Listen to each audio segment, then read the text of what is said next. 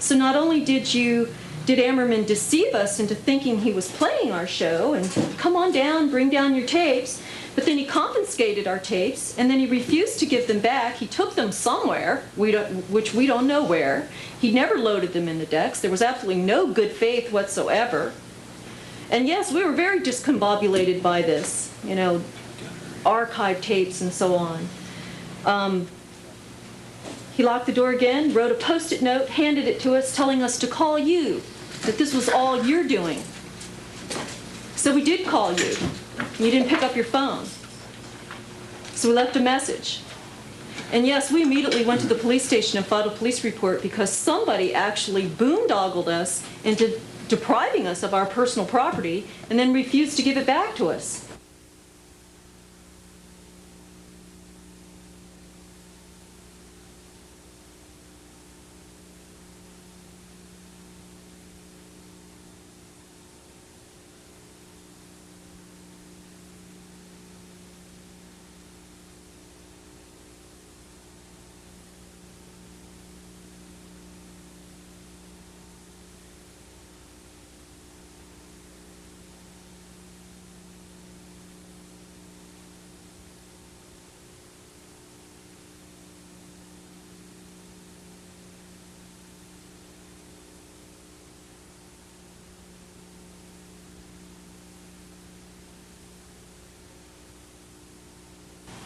And yes, we immediately went to the police station and filed a police report because somebody actually boondoggled us into depriving us of our personal property and then refused to give it back to us.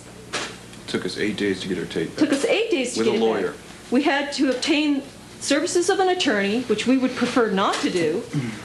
I mean, we should be able to solve these matters in, you know, a very, according to your own rules and procedures, in good faith. But you wouldn't give us our tapes back.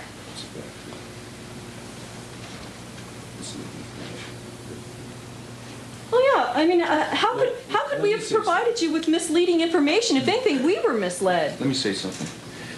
As a producer, I've been doing it a long time. You don't commit 3 hours of recording, $20 for tapes, 10 to 12 hours of editing per show, just so you can request 2 showings. I would never do a series if I just requested 2 showings a month. Why would a producer do that? Why would you just request 2 showings a month? After putting all that work in, and the material is so relevant to us, and we think to the community, why would we just want to play twice? It's 4 times. We are aware the cable regs require 4, and that was incorporated in our program proposal. 4 showings, the minimum required by the cable agreement. Does that make any sense to anyone? That why would you request just 2 showings a month? It makes no sense. Well, Doug, when I shot this board meeting, when you sat on it, how many times did you end up broadcasting? 4. I'm telling you the truth. 4. Played 4 times, and this tape did not play at all. That version of ACAT Monthly did not ever play. I want to do all of you a favor. Sydney, may I make a recommendation? I really do. Actually, Roland, you can make a recommendation, but before you do, why don't you just hear what I have to say?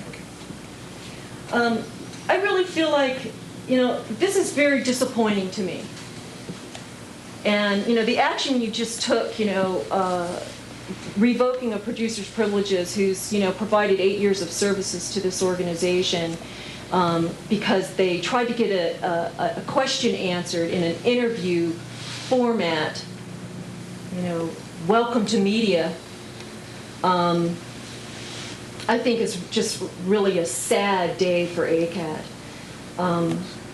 The actions that you have taken, Roland, and the way Robert Amerman has behaved in this organization in the last 2 months, it seriously speaks to a form of censorship. And you're clearly doing it because we are producing programs that are critical of you and your management. And I think that's really the bottom line here. I would prefer to just, you know, I have 10 pages of defense for these 4 charges and these 2 suspensions for which there's no appeals. You're making this up as you go along. You're not following your own rules and procedures. You know, you're inventing violations that don't exist through the late return of keys and so on. I feel the outcome of this quote-unquote hearing was predetermined. And I think that, you know, if anything, you have deceived and harassed us on many levels. You and Robert Amerman in particular. You have lied to us regarding the scheduling, the programming, the cable casting of our programs. You have manipulated the schedule and program in order to avoid playing the programs that we've submitted, and the numbers speak for themselves. You have invented violations. You've deprived us of our personal property, and then when we pressured you with an attorney to get it returned to us, it was damaged. So whatever you did to it when it was in your possession, you either watched it a lot or copied it a lot or played it on really crappy equipment, but you ruined it to the point where we had to redo it, recreate another episode. You filed a false police report against Douglas even though you denied it, but Kevin Hoover says you said it, so, you know, whatever. Again, another lie. You've abused your power deplorably, and you have denied us due process. And you are continuing to do so. And, you know, just your, you know, let's wing it, make it up as we go along kind of, you know, process here tonight, you know, is another sad example of that. You've blurred the lines between all of these charges. And, you know, you denied us photocopies of documents that we needed in order to provide a defense. You know, you have subjectively applied the rules and procedures because you don't like us. You don't like the shows we produce, because the shows we produce show that you are corrupt. And this is a public access television station, Roland, and you know what? No matter what that program content is, it's eligible to go on the air, even if it's about you and even if you don't like it.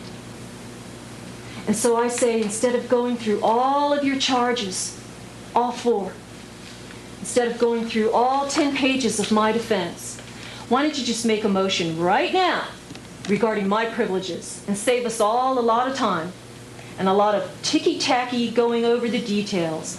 I've put it in writing for you, and you can make your decision tonight. Or you can study the information, make your decision at a later date. But I say you just save us all a lot of time and go ahead and make a motion.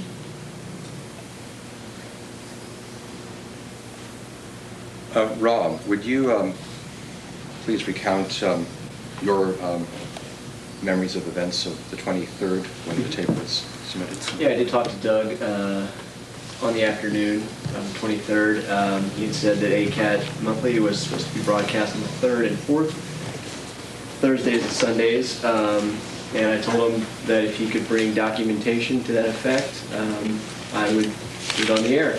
They did arrive with the tape, and Sydney refused to give me the tape until I promised that it would go on the air that night, knowing that it was stated in the rules and procedures that a sub-edit master copy of all programs submitted for cablecast would remain in the ACAT library. Sydney refused to give me the tape until I promised that it would go on the air that night, knowing that it was stated in the rules and procedures that a sub-edit master copy of all programs submitted for cablecast would remain in the ACAT library, something to that effect.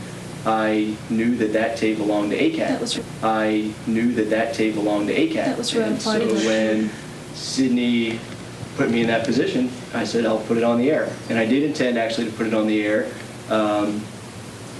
until I received the tape, went back into the office and called Roland, and we decided that it would be better to broadcast the scheduled programming because I had talked to somebody specifically to put it on at that time, and they were waiting for it to come on.